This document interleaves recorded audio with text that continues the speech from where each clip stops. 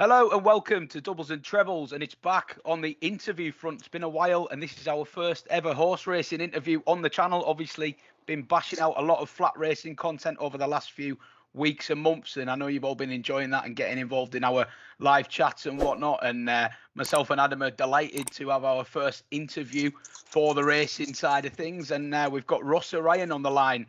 Young 21-year-old jockey, I'm sure you're all very much aware of, young Irishman, doing very well for himself. He's on the way back from Wolverhampton. He's in the car. We've got him on the line, audio only. So if you're watching this, you've probably got a lovely little picture of Rossa on your screen, just over where his face should be.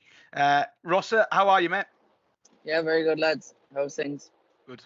Yeah, all good here. Yeah, I'll dive in with the first one. So obviously we've got a few questions for you that we want to tackle. Nothing too serious on this channel, obviously, as people will be aware. But just about yourself, really. I mean, you've been back in the saddle for I think about 2 weeks now. After was it a broken collarbone? Yeah, I broke my collarbone in Wolverhampton, the 25th of May, and I got appendicitis on the 6th of June. So Double whammy. I really had a tough month, but I was rewarded with a Group 2 when I got back, so that was nice.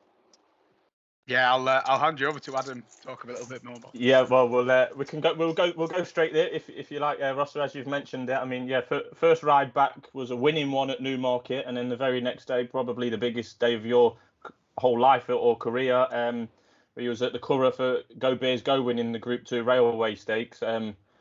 I mean, a particularly good ride, given that there was plenty of runners, plenty of competition, one of the biggest fields in that race for some time, plenty fine trouble in behind, and you was just up the front and got the job done. Particularly good. How did that feel for an Irish lad, but for a British trainer on Irish soil? Good feeling. Yeah, very good. I think it wasn't for it was for an Irish trainer as well. But based in Britain, yeah. Yeah. It was really good for myself and Dave, who only lives 10 miles from my home house. Oh, brilliant. To go back to home soil and come away with the goods. They all came to tee up against us, and they were no match for them. Yeah, really deep field, I thought, and obviously Go Bears Go had ran pretty well at Royal Ascot the week before, when you were still injured, or a couple of weeks before. So yeah, what kind of he's one of the highest rated juveniles in Britain and Ireland now. I mean, what would be next on the agenda for Go Bears Go? I think his plan is to go to the Phoenix Group 1 and are back in the Curragh. Still taking the game to the Irish, but I personally think, wherever we're going to turn up, they're going to be feared of him. So yeah, absolutely. It's a good position to be in.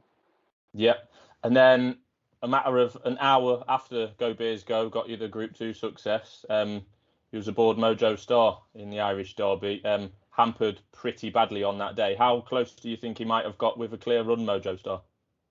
I think he'd have been definitely third. I don't know how close I'd have been to the other lads.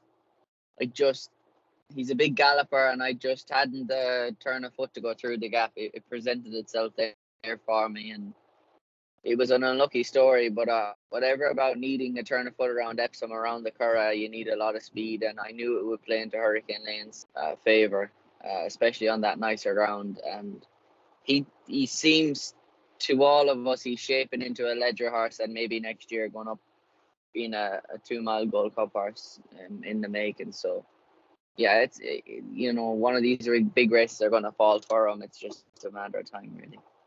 Well, just amazing, really, that after 4 starts he's still not actually won a race, but he's been unlucky in an Irish Derby. He's been second in an Epsom Derby. I was going to mention next targets, but like you say, the St Ledger does look the obvious one. I see he's got an entry in the Voltigeur at York. Just going back to the English equivalent at Epsom, he was injured at the time. He was a 50-1 second. How did that feel watching from home, and what kind of feelings did you have there? I did think he'd outrun his odds. I didn't think he would run that well, but I did think he'd outrun his odds. But, we didn't know what we had, because the only thing we knew going into Epsom was we knew he'd handle the track, because he's very well balanced and put together horse. And he just took a long time to come this year. And we'd never been where it was able to get him out for a maiden early and get him into the trials and see where we stood with other horses. To be fair to Mr. Hannon, he took the plunge and said we're going to run him. He was spot on. Yeah, and he was. I mean, I think he was 150 to 1 on the morning of. But I mean, what was clear to see in Epsom itself was that the first three home, including yours and Hurricane Lane, just out and out stayers, which was kind of eroded from the Derby over the years. It's normally 10 furlong horses looking to get a mile and off, but the first three home just out and out stayers, and your lad being one of them. I spoke to William Buick before we went out in the Curragh, and he was kind of kicking himself after Epsom. And it showed it in the Curragh. His lad shows a lot more turn of foot than probably what Mojo Star did, and we don't know where Adier stands yet, but it's all up in the air. The 3-year-olds coming through look incredible. The 4-year-olds are struggling. Like St. Mark's Basilica showed that at the weekend. So it's tough now. Whatever race you're running, even the July Cup the weekend is a serious race. They're not just Group 1s. There's not just 2 or 3 that are in it with a right chance. It's all the field. Then just on the July Cup, you mentioned that. Who would you have you got a ride lined up, or would you like to have one? Which one would you like to ride in that? As we stand, I'm down to ride Garris for Charlie Hills in the July Cup. I would love to ride Starman. I just think the only worry is if the rain comes like it's promised, I would nearly have Rohan over Dragon Symbol again. But if the rain stays away, I'd be a Starman camp. Yeah, he missed Ascot. For those that didn't know, those guys that are watching, he missed Ascot Starman due to the ground, but was impressive at York before then, and he's definitely talked up by his trainer Ed Walker as the one to beat. But Dream of Dreams has come out of that one, as we know, has had a setback, but did get his Group 1 in the Jubilee last time. So yeah, an interesting week ahead, that's for sure. Plenty busy this week at Newmarket, Rossa? Yeah, we have the filly that finished second in the Albany running. Hello, you. The same way. It was very sticky, gluey ground in Ascot, and she probably over-raced a small bit. If we can get her to relax and the rain stays away to an extent to what it was at Ascot, I would like to see her turn the form around. I have Great Max in the superlative. He run a super race in the Chesham, backing up from his Newbury win 8 days previous. Yeah. He's come out of the race really well. He's a fine horse, and I think, to be honest, whatever happens this year, he's going to be a better horse next year.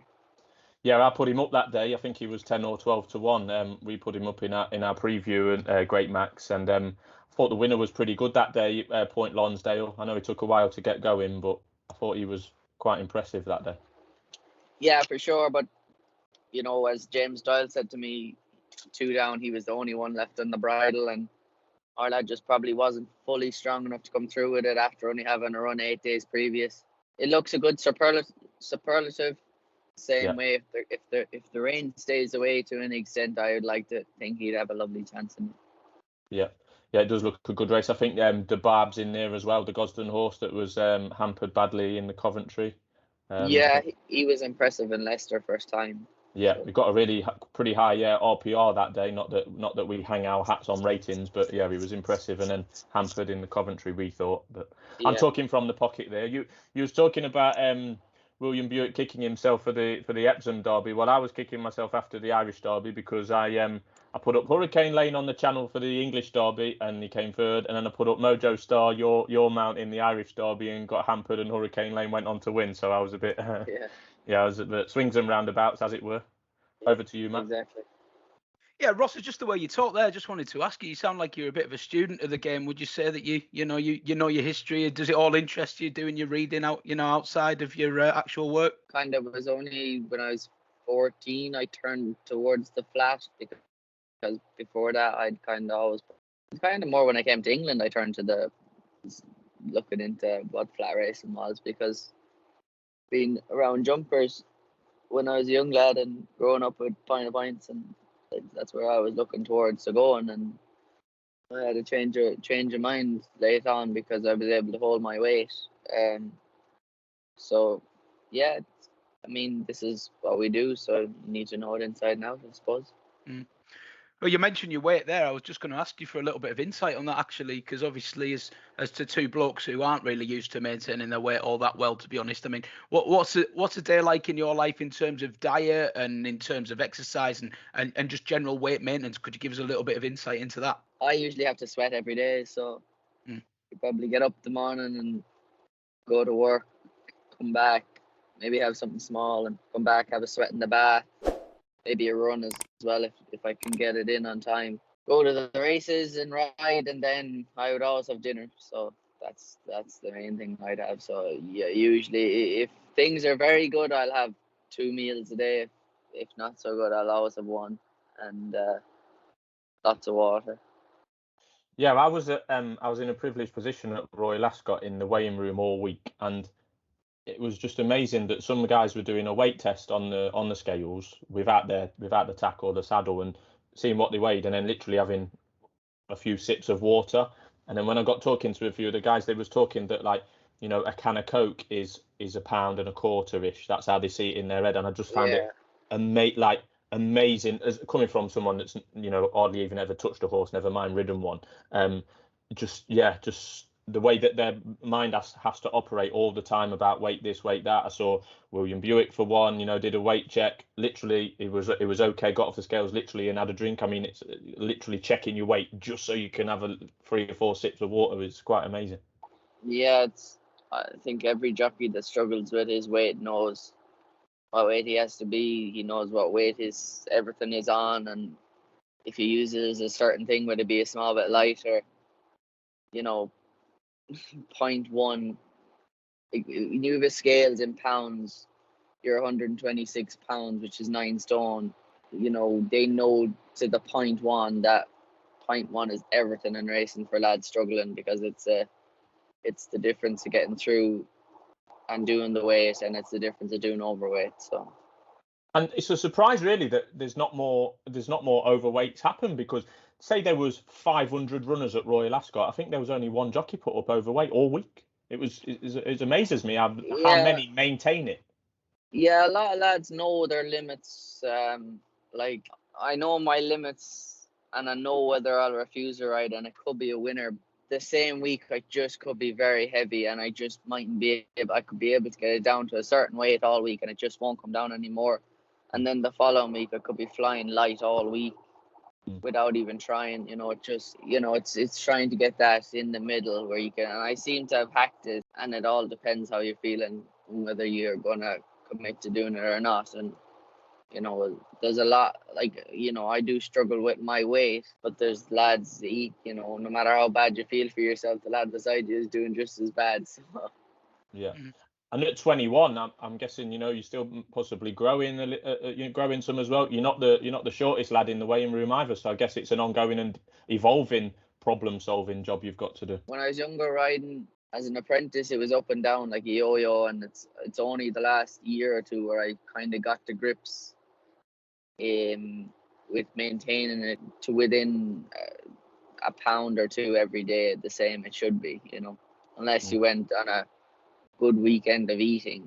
I can keep it fairly right, you know, and maybe eating a bit more healthier helps just a little bit more. You might think, oh, I'm putting more food into my body, but in the long run, it does affect. It does kick into effect. Instead of, you know, no one's going to do a diet and stick to it. Like, they're always going to make room to have something sweet or something savory that they really want. And I think the jockeys will be the first one to tell you, look, if I want a bar of chocolate, I'm going to have a bar of chocolate. It was until I was a fussy eater when I was a young lad, and it was until I started to have to cut weight where I started to realize, actually, I don't mind food. It doesn't matter what it is. I'll eat it.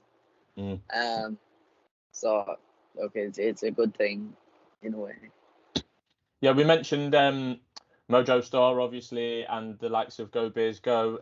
They both run in the Amo Racing colours. You're the retained rider for those guys. They've got about 80 horses on their books. Some of them are still yearlings. A growing operation headed by none other than Kia Jarabchin, that some football fans may know from the Carlos Tevez days. Big responsibility. I think he's involved at Arsenal as well, isn't he? Kia, I think, still now, yeah.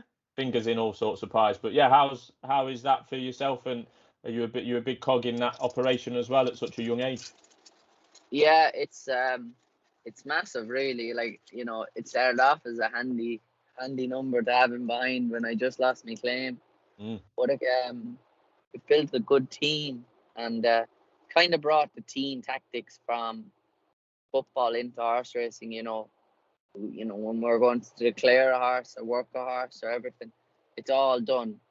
The trainer contributes, he contributes, I contribute, and there's another lad that overlooks it as well that contributes. And we, as he said, we win together, we'll also lose together. We're not going to point fingers and say it was his fault or his fault.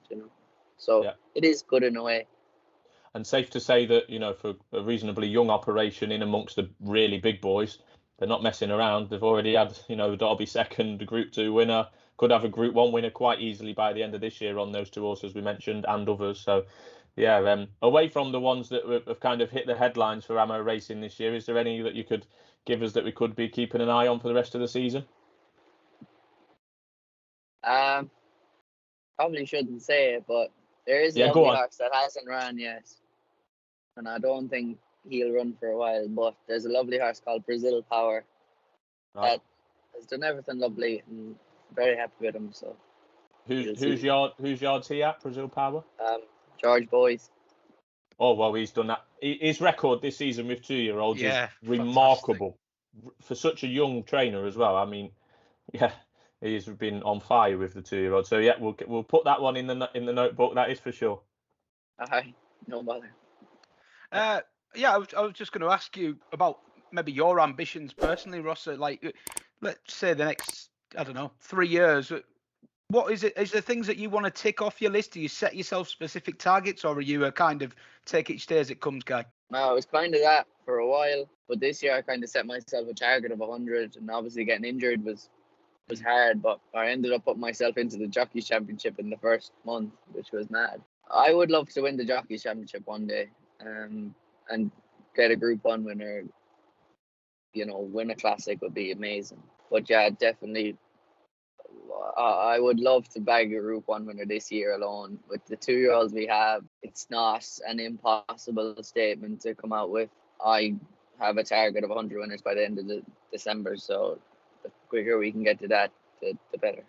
What are you on? You're on about 76, is it now? 66? I think about that. I think about some of the high 60s, I think. I'm not sure, to be honest. So this winter, would you look at hanging around on the all-weather scene to get to that 100, or are you looking at possibly going abroad? I know you've got an Australia connection. Yeah, the only thing is going to Australia is very hard at the minute, so I'm not sure. I haven't even thought about it yet. It's a long year, and we'll see how we get on. We get to the 100 first, and we'll worry about everything else after that. Well, at your strike, I think your strike rate's about 18% this year. That's the best it's ever been. I mean, 100, long odds on, Rossa, long odds on. Just wrapping up, looking to wrap up really. Thanks much for your time. We'll do you a quick, some quick fire questions if that's all right, Rossa. Yeah, that's okay. Favourite track to ride at? I'll say the Curragh. I knew you was going to go Irish. What about UK? What about the UK? It's probably not Wolverhampton. Put me on the spot. It was before. Well, yeah. Oh, Jesus. I do like Goodwood. I'm not gonna lie. Goodwood, yeah. We'll give you that. Who's your best friend in the weighing room? I kind of keep myself to myself. Oh, I don't know. You put me on the spot. All right. We'll let you off with that one. Go on.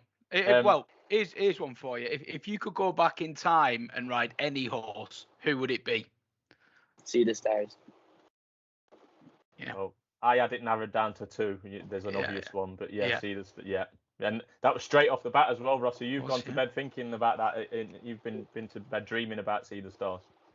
Yeah, that was he was the first horse on the flat where I really took note of the flat. Yeah, everyone says Frankel, but I mean, See the Stars won the Derby, the Guineas, the Arc. Like, that's incredible. Mickey Joe is unbelievable. It was just a couple of years before I got into racing, See the Stars, but I have definitely gone back and looked, and that run he went on, there'll be no horse that goes on a run like that again. I can't imagine over that so many different distances in the same year. I think there was 6 Group 1s back to back. Ones that Rossa didn't mention, I think he won the Eclipse, the Juddmonte International, or was it the Irish Champion Stakes? One of those two. I think it was the Juddmonte. Yeah. Just absolutely amazing horse, and obviously doing it at stud as well. So we've already asked you about the horse to follow this season, which was Force. What was it called? Brazil Force. Brazil Power. Yeah. Brazil Power. Yeah, got it. So yeah, just before we let you go, Rossa. What do you kind of get up to away from when you're not riding horses? What's your best thing pastime? It sounds like it might just be get out horses of the all the way. house. Yeah, well, kind of just get out of the house and do whatever. Like usually the lads that have something to go at, we'd go rock climbing or them zip wires or anything like that. Play golf, anything really. Just get out of the house if we have a day off. Yeah.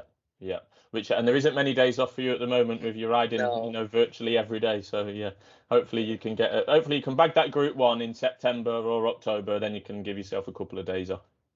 Please, guys. Yeah. So yeah, just to wrap up, thanks so much for your time. You're our first jockey on, so hopefully we can nudge a couple of others and get some more jockeys on. But you'll always be our first, Rossa. No bother. Thanks, lads. Thank you. Cheers, Thanks Rossa. a lot for your time. Take care. See you soon. Cheers. Thanks. All right. Bye. If you enjoyed that interview, hopefully we'll have plenty more on the way in the coming weeks and months. But please be sure to check our other content while you're here on the channel. We cover racing, darts, golf, and all sorts. And we've got plenty more on the agenda in the coming months too. Do give us a like if you enjoyed the video. Any comments and questions are always appreciated. And hit that bell to subscribe. And that helps us produce more content. Cheers for watching.